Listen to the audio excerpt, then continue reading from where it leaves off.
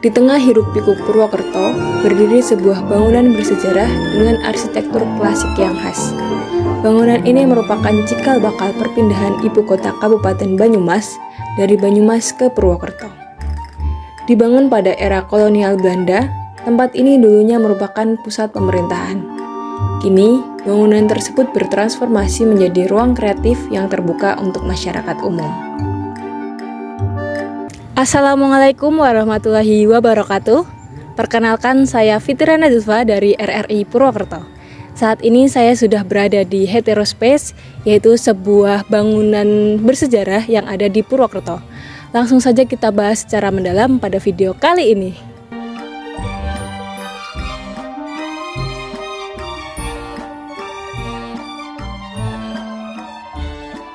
Gedung Heterospace Banyumas awalnya adalah Resident Woning atau rumah dinas sekaligus kantor residen Banyumas. Dibangun pada tahun 1937 atas inisiatif Residen J. Arwis yang ingin menghadirkan kantor pemerintahan di Purwokerto setelah ibu kota kabupaten dipindahkan dari Banyumas. Bangunan ini dirancang bergaya kolonial dengan halaman yang luas. Bahkan sebagian dari kompleks ini kini menjadi SMA Negeri 1 Purwokerto, karena dulunya bagian dari area kantor residen.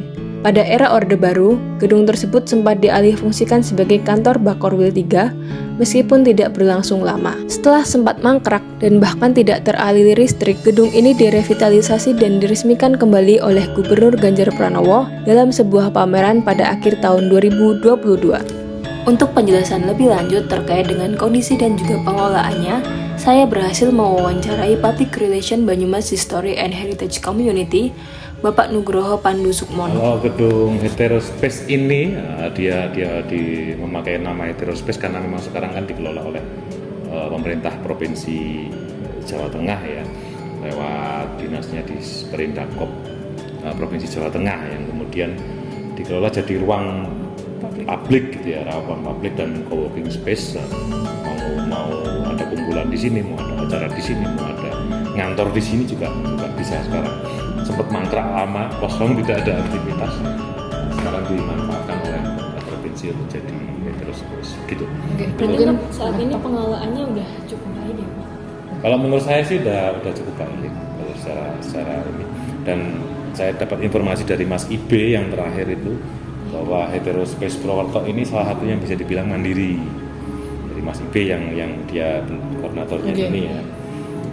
Itu dia Heterospace ini yang termasuk yang salah satu yang mandiri, sementara yang lainnya masih bergantung dengan APBD provinsi. Nah, ini yang sudah cukup baik secara manajemen.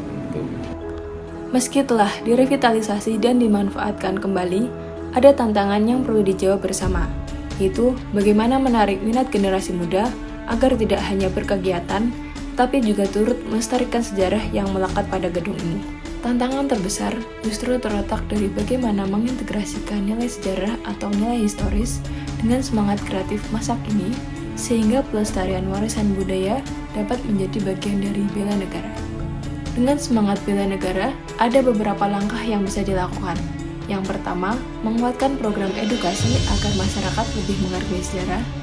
Yang kedua, mendukung event kreatif, siaran komunitas, dan program UMKM untuk memperkuat perekonomian lokal. Yang ketiga, memberikan ruang partisipasi aktif generasi muda sebagai pengguna sekaligus penjaga warisan bangsa.